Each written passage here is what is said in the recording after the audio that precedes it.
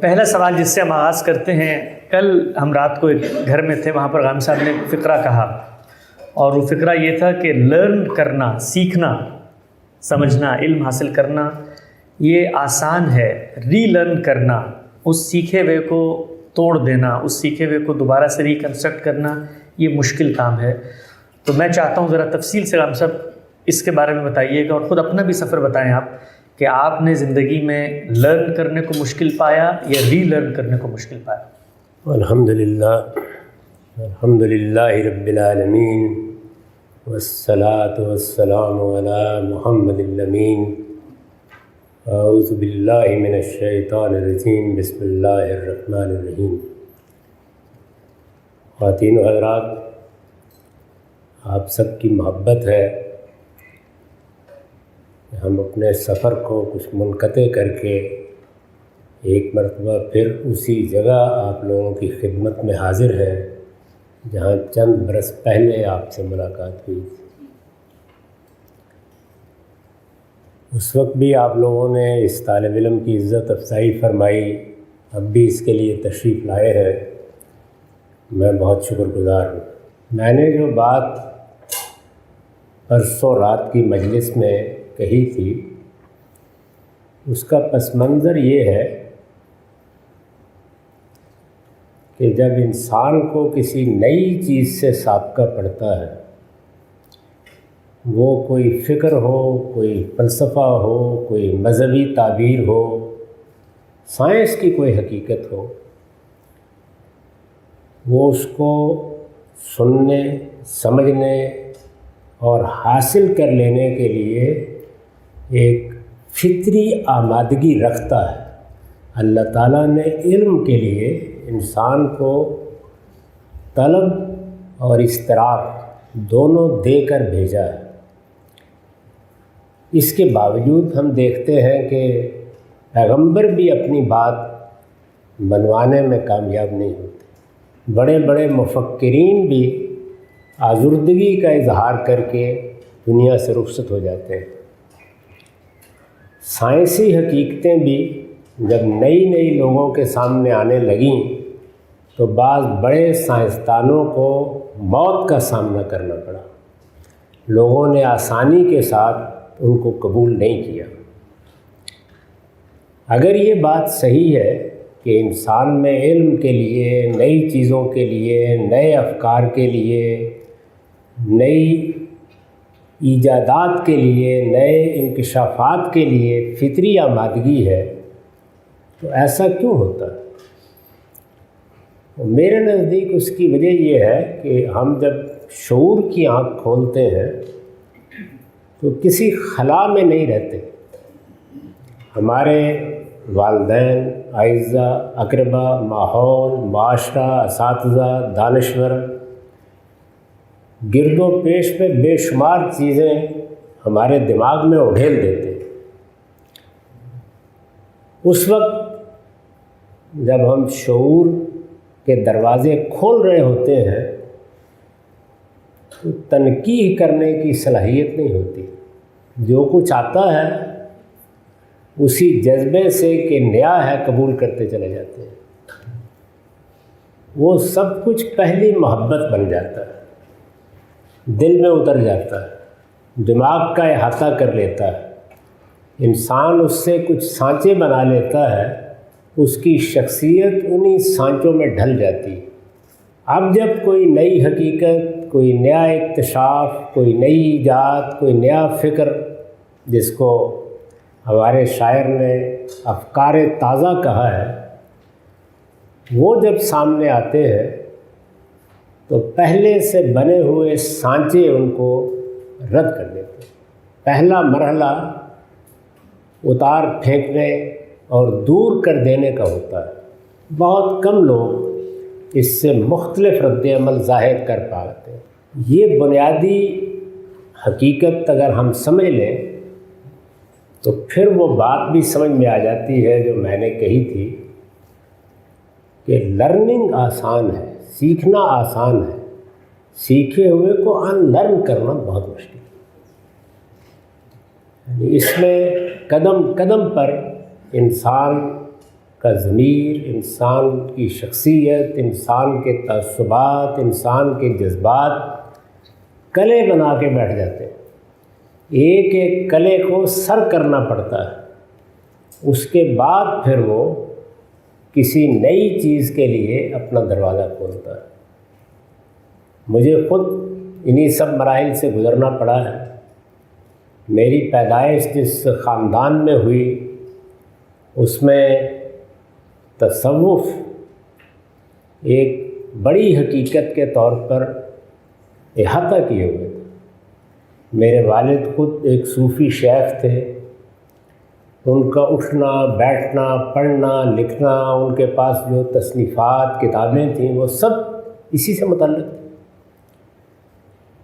اور خاص طور پر جن لوگوں کو تصوف کی شاعری پڑھنے کا اتفاق ہوا ہے وہ جانتے ہیں کہ اگر یہ کہا جائے کہ دنیا میں کوئی چیز میری طرح کمتر ذہانت کے لوگ تو خیر ہوتے ہی ہیں، بڑی ذہانتوں کو بھی اپنی گرفت میں لے لیتی ہے، وہ تصوف کی شاعری سے بڑھ کر نہیں. یہ ان لوگوں کی خوش قسمتی ہے کہ جو لوگ اس کو بیان کرنے کے لیے خاص طور پر فارسی شاعری میں کھڑے ہوئے وہ شاعر بھی بہت بڑے ہیں. ان کی حصے جمالیات بھی کمال کی ہیں، ان کے اسالیب بھی بے پناہ ہیں. اور فارسی زبان تو میرے خیال میں بنی ہی شعر کہنے کے لیے. اس پہ مجھے آج تک سمجھ نہیں آ سکا کہ لوگ نثر کیوں بولتے اور لکھتے. شاعری کرنی چاہیے. مجھے بڑی اچھی طرح یاد ہے کہ ان افکار نے، ان خیالات نے، اس شاعری کی تلمیحات، استعاروں اور تشبیہات نے، اس کے حسن اور آہنگ نے، اور پھر جو اس میں فکر پیش کیا گیا تھا اس نے کس طرح مجھے گرفت میں لے لیا تھا. اس کو چھوڑنا آسان کام نہیں تھا اور جو کسر بن گیا تھا اسے توڑنا آسان کام نہیں تھا. اس لیے میرے خیال میں ہم سب جس سب سے بڑے امتحان سے دنیا میں گزرتے ہیں، اور میں اس کو علم کا امتحان کہتا ہوں. بالعموم لوگ اس کو جانتے ہیں کہ اللہ تعالیٰ نے ہمیں عمل کے امتحان میں مبتلا کیا ہے. یہ عادی بات ہے. علم اور عمل دونوں کے امتحان میں مبتلا کیا ہے. علم کے امتحان میں بالعموم ناکامی کی وجہ یہ انسان کا ان لرن کرنے سے انکار کر دینا ہوتا ہے. تو ہر شخص کو اگر وہ حق کی سچی طلب رکھتا ہے تو اس بیریئر یا اس رکاوٹ یا اس فصیل کو اونچا نہیں ہونے دینا چاہیے. کوشش کرنی چاہیے کہ پہلے دن سے ہمارے بچے، سوچنے سمجھنے والے لوگ، باشعور انسان تربیت ہی اس طرح پائیں کہ وہ کسی نئی چیز کا استقبال کرنے کے معاملے میں رکاوٹیں نہ پیدا کریں. اگر اس کو کبھی سائنسی طریقے سے سمجھنے کا ارادہ ہو، ہندوستان کے ایک جلیل القدر عالم جن کی حال ہی میں وفات ہوئی ہے، مولانا وحید الدین خان، اپنی کتاب تعبیر کی غلطی میں ایک آخری باب لکھ کر گئے ہیں. اس کا عنوان ہے قبول حق کی رکاوٹیں. وہ ہر شخص کو پڑھنا چاہیے. وہ کیا رکاوٹیں ہیں جو انسان کے لیے سد راہ بن جاتی ہیں، راستہ روک کے کھڑی ہو جاتی ہیں، اور پھر وہ بڑی حقیقتوں سے، بہت بڑی حقیقتوں سے، جن کو اپنے زمانے میں لپک کر لینا چاہیے، انسان اپنے آپ کو محروم کر بیٹھتا ہے. تو اس جملے کا مطلب یہ تھا. یہ مجھے اس وقت نہیں معلوم تھا کہ اس کے لیے اتنی تقریر بھی کرنی پڑے. بہت شکریہ جی، آپ سے بڑی آپ نے کام کی باتیں بتائی ہیں، اور اس سے یہ بھی پہلی مرتبہ ان کا ہر خراج تحسین حقیقت میں حجب ملی ہوتی ہے.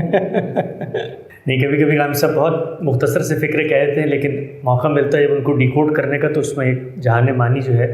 اچھا، چند سوالات غالب صاحب جو آپ نے بات کی، پھر انشاءاللہ مائک پڑھاتے ہیں لوگوں کی طرف. یہ آپ نے بات کی کہ آپ نے خود لرن کیا اور پھر ان لرن کیا، اور کتنا مشکل ہے یہ پروسیس. ہم یہ دیکھتے ہیں کہ اس وقت آپ سے بھی ایک بہت بڑی تعداد دنیا میں متاثر ہوئی ہے، آپ کے فکر و نظر سے، آپ کی گفتگوؤں سے، آپ کے لیکچر، تحمل، بردباری، ان سب چیزوں سے، اور جو استدلال آپ پیش کرتے ہیں ان سے جب کبھی بات ہوتی ہے، ملاقات ہوتی ہے، تو وہ یہ کہتے ہیں کہ غامدی صاحب کو سننے کے بعد اب کسی دوسرے عالم کو سننے کا دل نہیں چاہتا، یا مثال کے طور پہ مزہ ہی نہیں آتا یار کسی اور کو سننے میں۔ تو خود آپ نے جو آڈینس آپ نے تیار کی ہے یا تیار ہو گئی ایک آپ کے کسی کام کے نتیجے میں، ان میں بھی ان لرن کرنا اتنا ہی مشکل ہے جتنا باقی جگہوں پہ تھا۔ حالانکہ آپ تو خود ان لرن کر کے ایک دعوت دے رہے ہیں، لیکن آپ نے جو ان لرن کر کے دعوت دی، ریکنسٹرکٹ کر کے دعوت دی اور دوبارہ سے لوگوں کو غور و فکر پہ آمادہ کیا، وہ آپ کی فکر سننے کے بعد دل کہتا ہے کہ اب اس کو ان لرن نہیں ہونا چاہیے۔ یہی وہ مشکل ہے جس کی طرف میں نے اشارہ کیا، یہ ہم سب کی مشکل ہے۔ جب ہم کسی چیز کو پسند کر بیٹھتے ہیں یا اس سے مانوس ہو جاتے ہیں تو اسی صورتحال سے دو چار ہوتے ہیں۔ اس لیے میں نے پوری زندگی میں یہ کوشش کی ہے کہ لوگوں کو بار بار متنبہ کروں کہ ہم میں سے کوئی پیغمبر نہیں، ہم سب دین کے یا کسی بھی علم کے ادنا طالب علم ہیں۔ ہمیں کوئی الہام نہیں ہوتا، کوئی وحی نہیں آتی۔ خواب بھی اگر رات میں آئے تو بالعموم بدہضمی ہی کا آتا ہے۔ اس لیے جو کچھ بھی کوئی عالم، کوئی فقیہ، کوئی فلسفی، کوئی حکیم آپ کو بتاتا ہے، آپ کوشش کیجئے کہ اس کو انسانی کام سمجھ کر ہی سنیں اور پڑھیں، اور اس کے مقابل میں جو چیزیں موجود ہوں ان کو کبھی نظر انداز نہ کریں۔ اس سے پہلے کہ کسی بڑی حقیقت سے انسان محروم ہو جائے، اس کو قدم قدم پر اپنا محاسبہ کرتے رہنا چاہیے کہ میں اب کسی غلط چیز کا اسیر ہو کر نہ رہ جاؤں۔ اور کسی چیز کا غلط ہونا یا بالکلیہ غلط ہونا ہی ضروری نہیں ہے، نیا علم نئے پہلوؤں سے، نئے انداز سے سامنے آتا رہتا ہے۔ ہم سب کو اس کا استقبال کرنے والا بننا چاہیے۔ یہ لوگوں کے زندہ و بیدار ہو کر جینے کی صورت ہوگی، ورنہ دل بھی مردہ ہو جاتے ہیں، دماغ بھی مردہ ہو جاتے ہیں۔ اس لیے ہر دروازے پر دستک دے کر لوگوں کو غفلت سے اٹھاتے رہنا چاہیے کہ گرد و پیش میں دیکھتے رہو۔ تم کسی چیز کو مانتے ہو یا پسند کرتے ہو، اس پر تنقیدیں بھی سنتے رہا کرو۔ دوسرے لوگ اگر کوئی بات کر رہے ہیں تو اس پر بھی کان لگایا کرو، اور کسی ایک شخص یا کسی ایک شخصیت کو کبھی اپنے دل و دماغ میں اس جگہ نہ بٹھا لو کہ تمہارے لیے علم کے دروازے بند ہو جائیں۔ یہ چیز اگر ہم پیدا کرنے میں کامیاب ہو جائیں، اپنے بچوں کو بتانے میں کامیاب ہو جائیں، بڑوں کو اس میں تربیت دینے میں کامیاب ہو جائیں، تو میں آپ سے سچ کہتا ہوں کہ اس وقت اگر مسلمان 1.5 ارب کی تعداد میں ان کو دیکھیں تو ہر چوتھے قدم پر ایک فرقہ نظر آتا ہے۔ آپ چراغ لیں گے، ڈھونڈیں گے، کوئی فرقہ نظر ہی نہیں آئے گا۔ صرف یہ چیز اگر ہم اپنے اندر پیدا کر لیں، اس لیے کہ لوگ پھر ہر لحظے سفر میں ہوں گے، اور اللہ تعالیٰ کا مطالبہ یہی ہے کہ ہم سب ہر لحظے حق کی طلب میں اور اس کی جانب سفر میں مصروف رہیں۔ تو یہ بار بار لوگوں کو بتاتے رہیے، یہی ہمارا کام ہے۔ اس کے باوصف کہ یہ وہ بات ہے جو آج تک نہ کسی نے پہلے مانی ہے نہ اب مانے۔